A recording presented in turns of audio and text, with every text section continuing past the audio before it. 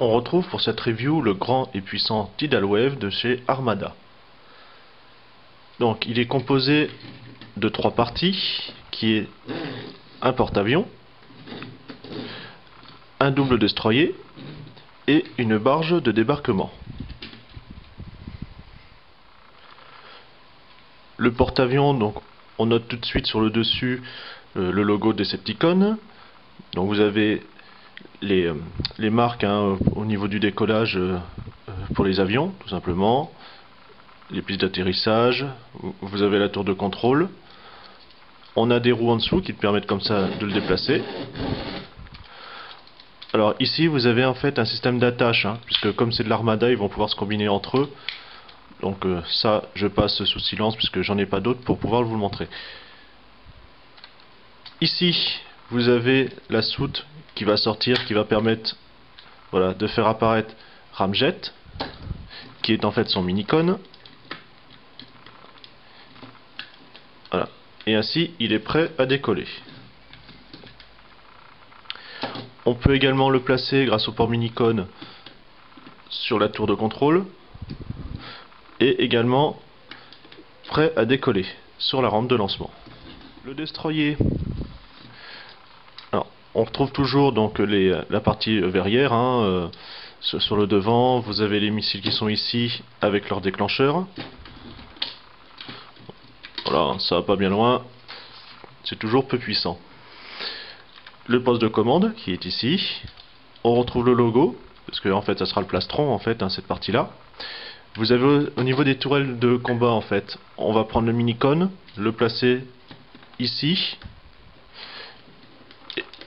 et en l'actionnant quand il veut bien, voilà, vous avez les tourelles qui tournent, mais aussi ces parties là anti-aériennes. Également système d'attache, comme pour tout à l'heure.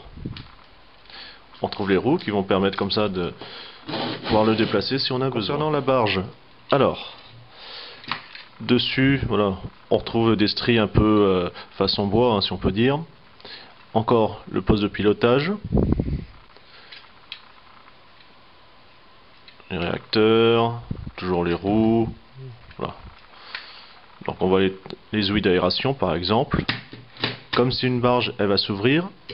Donc en fait, alors, on pousse un petit peu les ailettes, vous allez voir pourquoi après et à quoi elles servent. Donc c'est ouvert, vous avez des sièges tout simplement, donc à hauteur de 4, pour ainsi transporter les troupes. Concernant le mini-cône, pendant qu'on y est, donc c'est un avion de chasse. Donc, son cockpit doré, les petites ailettes devant, un seul aileron et les ailes. Toujours l'attache en dessous, ça change pas. Transformation donc, on dégage les jambes, qui se fait sur 2 axes en fait. Les pieds. On replie les ailes. Vous avez le nez de l'avion qui vient derrière basculer. Et ainsi on dégage les bras et on peut voir son visage. On reprend les 3 parties qu'on va pouvoir fusionner en un seul véhicule. Donc ici vous avez les attaches des bras qu'on bascule à 90. Vous prenez le destroyer et vous l'écartez comme cela. Grâce aux attaches qui vont en fait se clipser ici.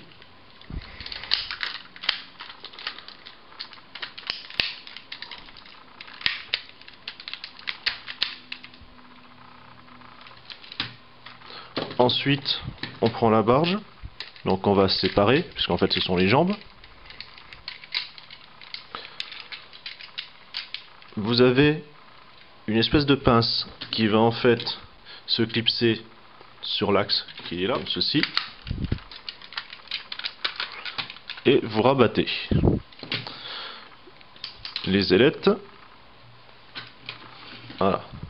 Ainsi, on a un super porte-avions destroyer barge de combat, si on peut dire.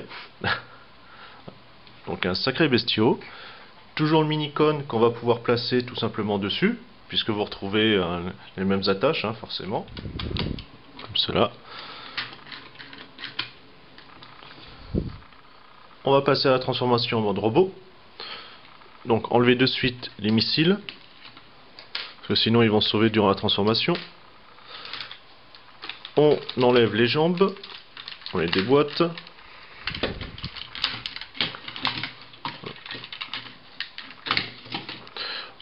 Pour la partie avec les tourelles, on va la faire pivoter.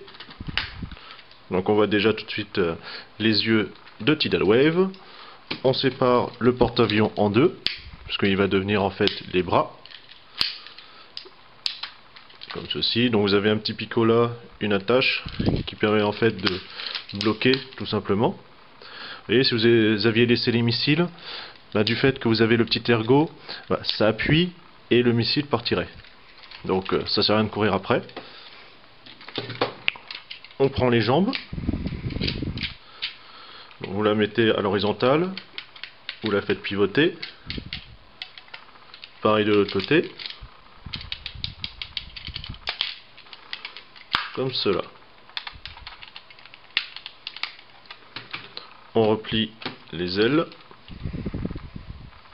enfin les ailerons de stabilisation, pardon, le devant qui va servir pour les pieds. Voilà, on le replie ensuite pour que ce soit plus esthétique. Les contre-pieds, enfin les talons,